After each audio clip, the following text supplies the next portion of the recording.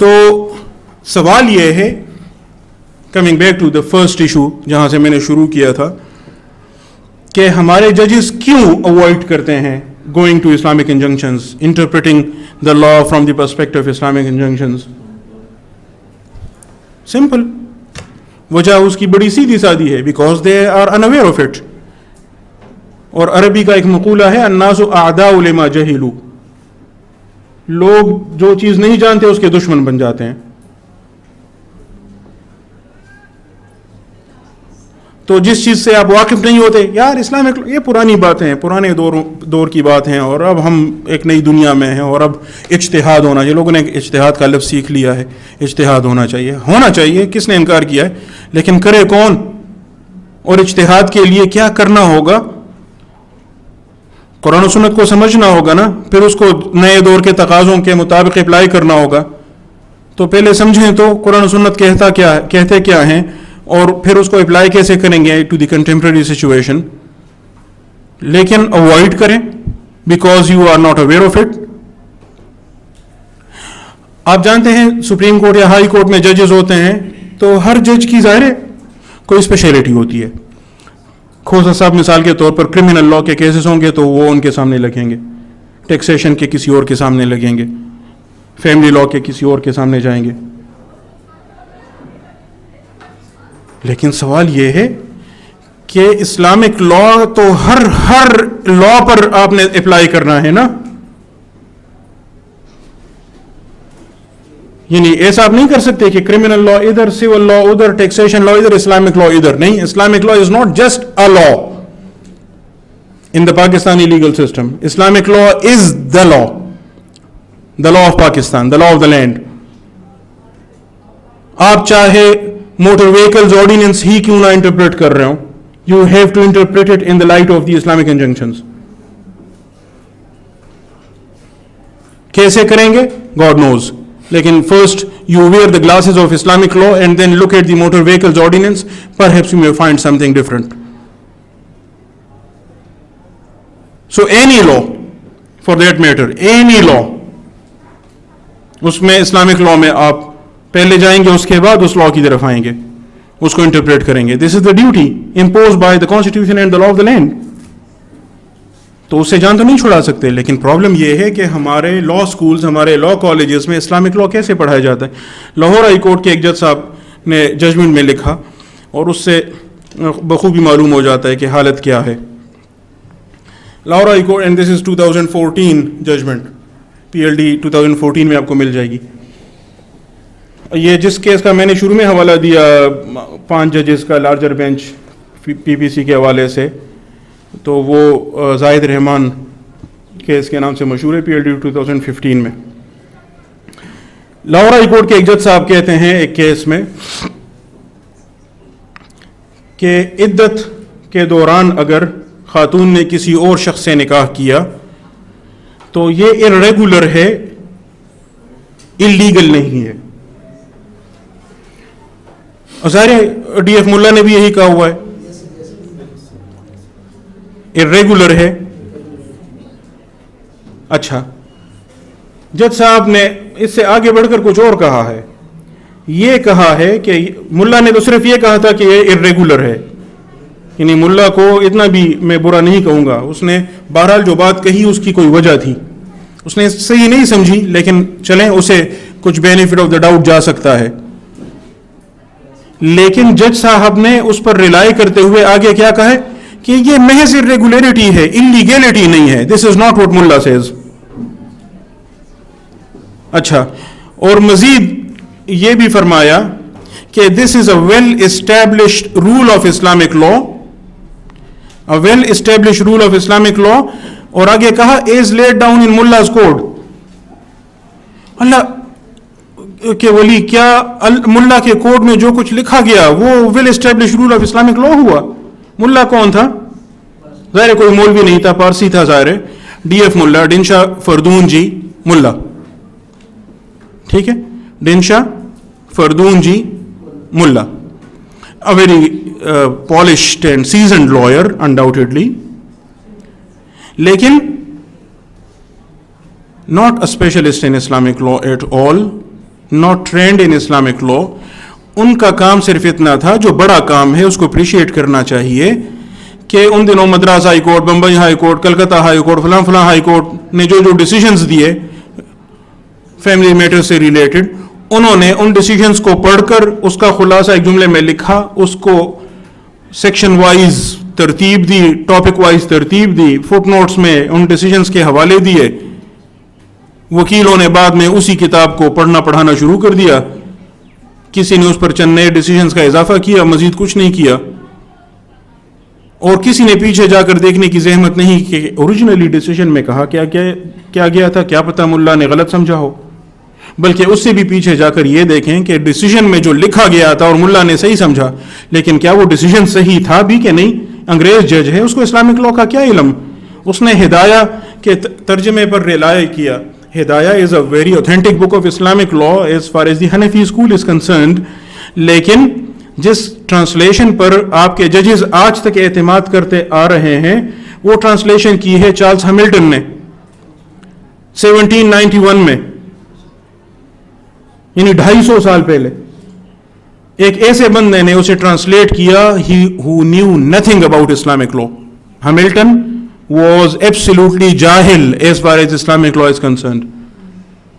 And he did not know Arabic, while Hidayah is in Arabic. تو اس نے translation کیسے کی؟ اس نے ٹرانسلیشن کی ہدایہ انگلش میں کیسے؟ پرشین ٹرانسلیشن کو یعنی ہدایہ کی ٹرانسلیشن پرشین میں اویلیبل تھی, اس نے پرشین کو انگلش میں ٹرانسلیٹ کیا. تو یہ جو ججز یوز کرتے ہیں ہمارے, وہ والی کتاب ہے جو ترجمے کا ترجمہ ہے, اور وہ ترجمہ بھی ایسے بندے نے کیا ہے جس کو اسلامک لا کا کچھ بھی نہیں علم, اور اس پر ریلائی کرتے ہوئے جج فیصلہ کرتا ہے. پھر اس فیصلے کو ملا نے جیسے سمجھا اس نے لکھا, اور پھر اب ملا کے لکھے ہوئے کو ہمارے جج صاحب کہتے ہیں this is a well establish rule of Islamic law. بھائی سیدھا سادہ ٹیسٹ ہے نا, کوئی چیز ارریگولر ہے یا وائڈ ہے, اس میں ڈسٹنکشن کیسے کی جاتی ہے؟ اس کا بڑا سیدھا سادہ ٹیسٹ ہے. ارریگولیرٹی کو ریپیئر کیا جا سکتا ہے, اگر ہاں تو یہ ارریگولر ہے, وائڈ نہیں ہے. اور اگر ارریگولیرٹی کو ریپیئر نہیں کیا جا سکتا, ریکٹیفائی نہیں کیا جا سکتا, تو وائڈ ہے. اب عدت کے دوران میں خاتون کسی اور سے نکاح نہیں کر سکتی, اس نے کر لیا, یہ ارریگولر ہوا یا وائڈ؟ بھئی یہ وائڈ ہے, کیونکہ عدت گزر جانے کے بعد ہی وہ نکاح کرے گی نا, تو جب دوبارہ نکاح کرے گی تو وہ تو نیا نکاح ہوگا, یہ والا تو نہیں ریپیئر ہو سکتا. اچھا وٹنسز کے بغیر نکاح کیا گیا, ملا کہتا ہے ارریگولر ہے. بھئی کیسے ارریگولر ہے؟ آپ کہیں گے بعد میں ریپیئر کر لیں گے نا, گواہوں کو بلا لیں گے. بھئی گواہوں کو بلا لیں گے تو جو کچھ ہوا اس پر تو وہ گواہ نہیں بن سکتے, ان کے سامنے پھر آفر ایکسیپٹنس کرنی ہوگی نا, تو یہ تو نیا کانٹریکٹ ہوگا.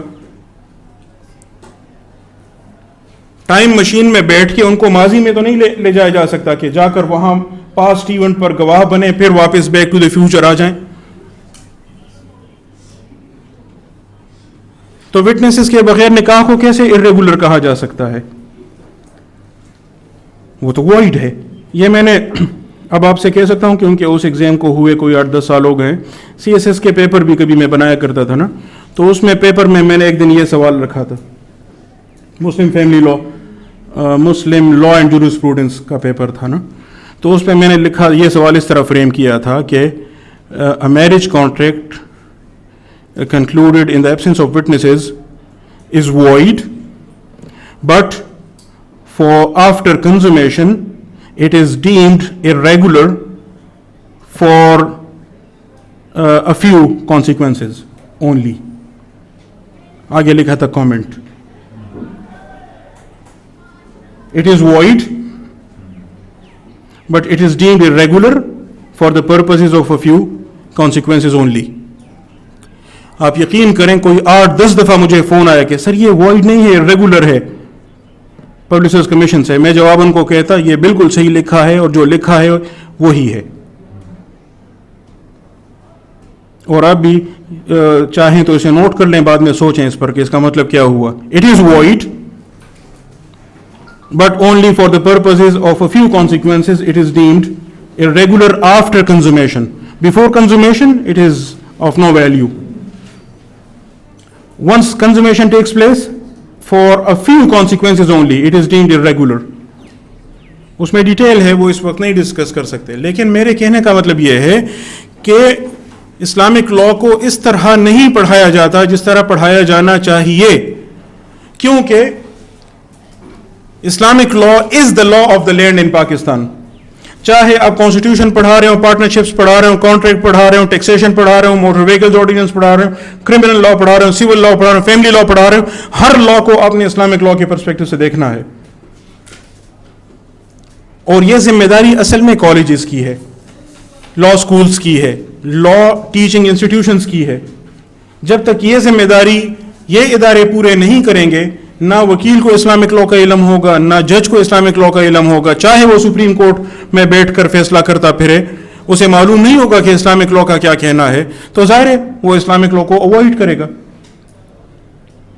तो सोल्यूशन क्या है? सोल्यूशन यही है कि हमने अपने पूरे लॉ के सिलेबस को रिवाइज करना है, लॉ को, और उसके मुतालिक हमने Pakistani legal system, and this is the last comment which I am making here, कि पाकिस्तानी लीगल सिस्टम के मुतालिक हमें अपनी बुनियादी प्रिजम्पशन तब्दील करनी चाहिए, तब्दील करनी होगी. Pakistan is not a common law country. भाई यहां से हजारों मील के फासले पर एक जजीरा पाया जाता है समंदर के दरमियान, उसका नाम, उस जजीरे को उन्होंने नाम दिया है United kingdom of great Britain. वहां के लोग यहां से हजारों मील के फासले पर, उनके कुछ रसूम और रिवाज हैं, उस रस्म और रिवाज के मजमूए से उन्होंने कुछ कानून बना लिया, वो वहां का कॉमन लॉ है.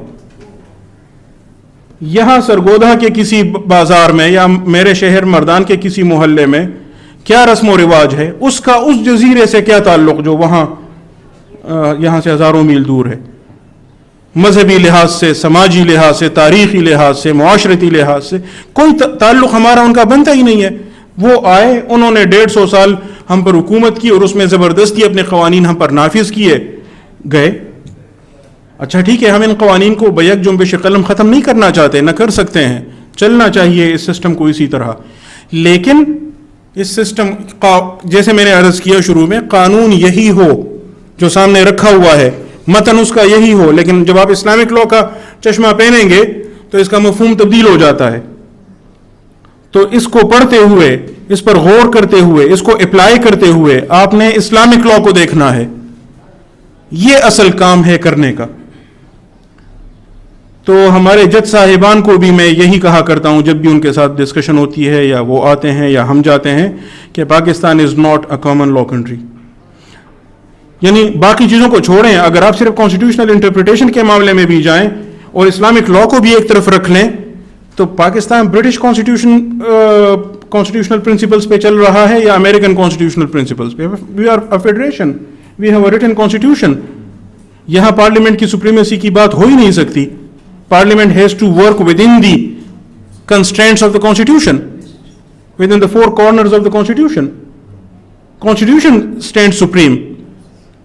लेकिन when Islamic law is added here, तो फिर हम कहेंगे even constitutional provisions must be looked at while wearing the glasses of Islamic law. I thank you very much.